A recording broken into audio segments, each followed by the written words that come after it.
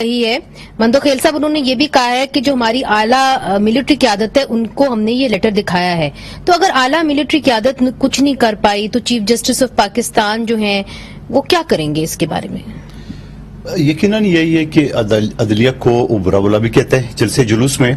اور عدلیہ کو سیاست میں گھسیٹنا بھی چاہتے ہیں۔ پہلے تو میں اس ریفرنس کے خلاف ہوں جو 63A کی ہے۔ یہ دونوں ماشاءاللہ سپریم کورٹ کے وکیل ہے، اور فیصل چودھری صاحب تو فواد چودھری صاحب کے بھائی ہے، تو پریس کانفرنس میں موجود ہے، یہ اچھی طرح جانتے ہیں۔ سوال یہ کہ اس چیز کو آپ عدالت کیوں لے جا رہے ہیں؟ جو فورم ہے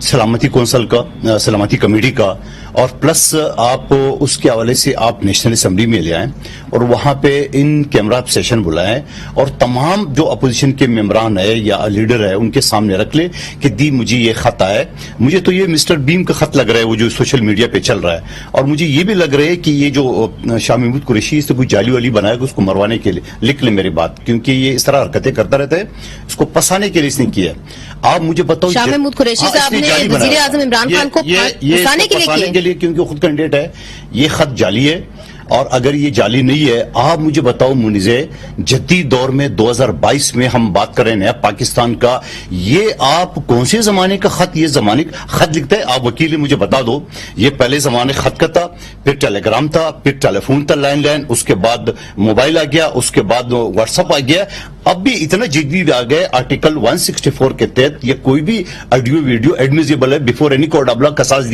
کا۔ آپ مجھے بتاؤ، عام طور پہ یہ جو دھمکی دیتے ہیں وہ آمنے سامنے بھی نہیں دیتے ہیں، اس وجہ سے کہ جیو فینسنگ آ گیا، میرا اور آپ کو موبائل کی جیو فینسنگ، ہم دونوں اس وقت اسٹوڈیو میں بیٹھے ہوئے ہیں، تو یہ کون سے زمانے کا ذکر تو وہ لیٹر میں نہیں کریں گے نا؟ کون سے؟ آپ مجھے بتاؤ نا، کوئی عقل والی بات ہے؟ کیونکہ عقل ہو تو بات کرے گا، جب عقل ہی نہیں ہو، اس جا کے پیر صاحب نے کوئی جعلی خط پکڑا دیا اس کو، اب یہ خط مگر اس کے دیکھیے ریپرکشنز ہو سکتے ہیں۔ آپ مجھے بتاؤ، پہلے انہوں نے پبلک کے سامنے جو بیوقوف بنایا پورے پاکستان کو، جب میں سرپرائز دوں گا اور وہ خط واسکٹ سے نکال رہا ہے، اور اب کہتے ہیں کہ میں چیف جسٹس کے سامنے رکھوں گا۔ او بھائی، آپ چیف جسٹس کے سامنے رکھیں گے، اس کا مطلب یہ ہے کہ آپ کا شک کہیں اور ہے، اور جو کہ یقیناً اس کا شک اور یہ ہزاروں کو گھسیٹنا چاہ رہے ہیں، یہ عدالت سے ان کو پر اعتبار بھی نہیں ہے اور عدالت کے پاس یہ جانا بھی چاہ رہے ہیں۔ سوال یہ بیوقوفانہ باتیں ہیں، اور لکھ لیں میری بات، یہ شو ریکارڈ کر رکھ رہے، یہ خط ان کے گلے میں فٹ ہوگا، یہ خط ایسے فٹ ہوگا۔ اول تو میں کہتا ہوں یہ پیر صاحب نے جعلی بنایا، نمبر ایک بات۔ دوسری بات یہ، کوئی دنیا کا ملک بیوقوف ایسا ہو سکتا ہے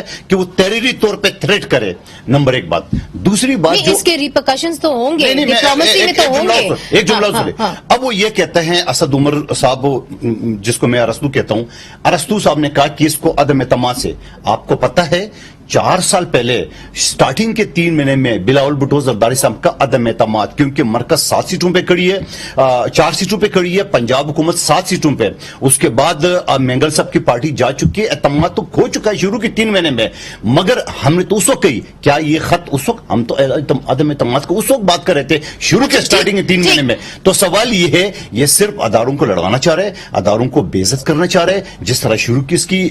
ٹاک ہے میڈیا، سارے آپ پرانے کلپ اس کے اٹھا کے دیکھ لیں، اب اس کے بس میں ایک ہارا ہوا شخص ہے۔ آپ کے سامنے میں نے اعداد و شمار دیے، کیا اس کا تعلق امریکہ سے؟ کیا جو پرویز خٹک نے سنایا وہ